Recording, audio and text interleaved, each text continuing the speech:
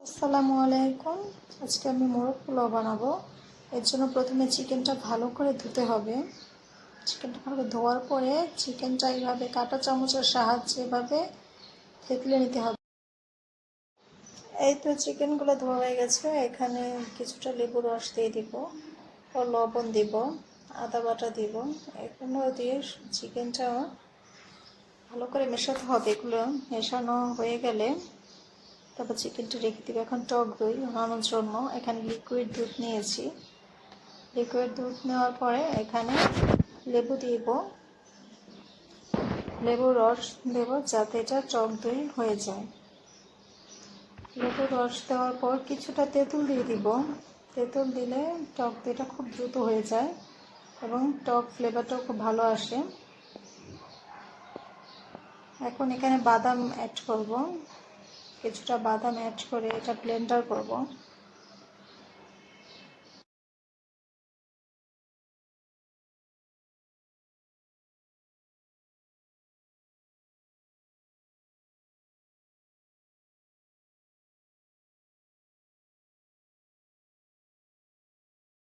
মোরগ পোলাওর জন্য রান্না করার জন্য সব উপকরণ আছে: পেঁয়াজ কুচি, রসুন কুচি, দুধ, টক দই দিয়ে বাদাম মিক্স করা, তারপর আছে মশলা এবং এখানে আছে রোস্টের মশলাটা।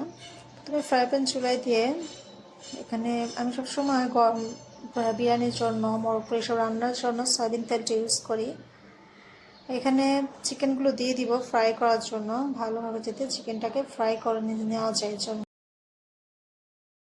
এই তো এখানে ফ্রাই প্যানে তেল দিয়ে দিয়েছি।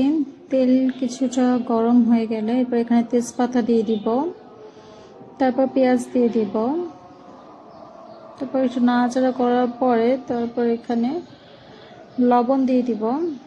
লবণ দেওয়ার পরে এটা দেখতে কখন ব্রাউন কালার হয়, যখন ব্রাউন কালার হয়ে যাবে তখন এখানে কিছুটা অ্যাড করব। যখন ব্রাউন কালারটা হয়ে যাবে তখন এখানে আমি যে দুধে ভেজানো বাদাম রেখেছিলাম, ব্লেন্ডার করেছিলাম, সেটা দিয়ে দিব। সেটা দিয়ে দেওয়ার পরে তারপর এখানে একটু রোস্টের মশলা দিব। রোস্টের মশলা দেওয়ার পরে এখানে একটু পানি দিয়ে দিব। পানি দেওয়ার পরে কিছুক্ষণ এটা নাড়াচাড়া করতে হবে। যখন পেঁয়াজ মশলার সাথে যাতে মিশতে পারে এই পর্যন্ত ওয়েট করতে হবে। তারপর এখানে একটু মরিচের গুঁড়া দিব কালারটা ভালো আসার জন্য, একটু ঝাল হওয়ার জন্য। মরিচের গুঁড়াটা দেওয়ার পর একটু মেশানোর পরে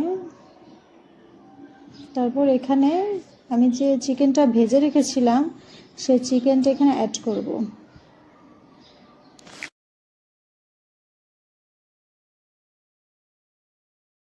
চিকেনগুলো ভাজা ভাজা হলে এখানে 1 কাপ পরিমাণ দুধ অ্যাড করে দিই।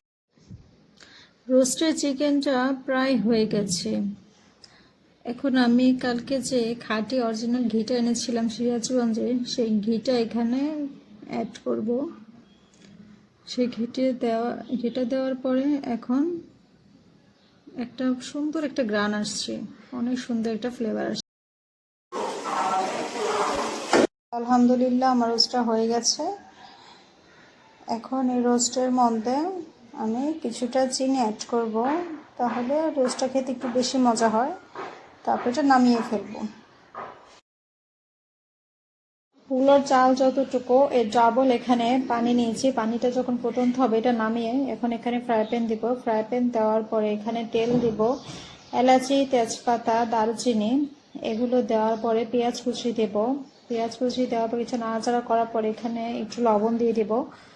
লবণটা দেওয়ার পর যখন ভাজা ভাজা ব্রাউন কালার হয়ে যাবে তখন এখানে চাউল দিয়ে দিব। চাউল দিয়ে চাউল নাড়াচাড়া করতে হবে।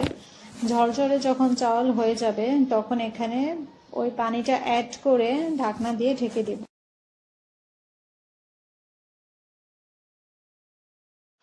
পোলাওটা যখন পানিটা অনেকটা কমে আসবে এরকম হবে তখন এতে আমি লিকুইড দুধটা দিয়ে দিব। লিকুইড দুধটা দেওয়ার পরে কিছুক্ষণ পর আমি এটা ঢাকনা দিয়ে ঢেকে দেব। এখন রোস্টগুলো এই পোলাওর মধ্যে ঢেলে দিব। রোস্টগুলো এমনভাবে পোলাওর সাথে মিশাতে হবে যাতে রোস্টের মশলাগুলো পোলাওতে লেগে যায়।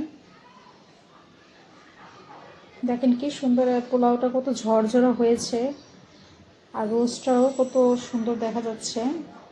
এখন এখানে ঘি ঢেলে দিব। এই তো ঘি দেওয়ার পর সুন্দর একটা গ্রান আসছে এবং স্বাদটাও খুব মজার হয়েছে আজকে মোরগ পোলাও রান্নাটা। এই তো আমার মোরগ পোলাও রেসিপিটা তৈরি হয়ে গেছে।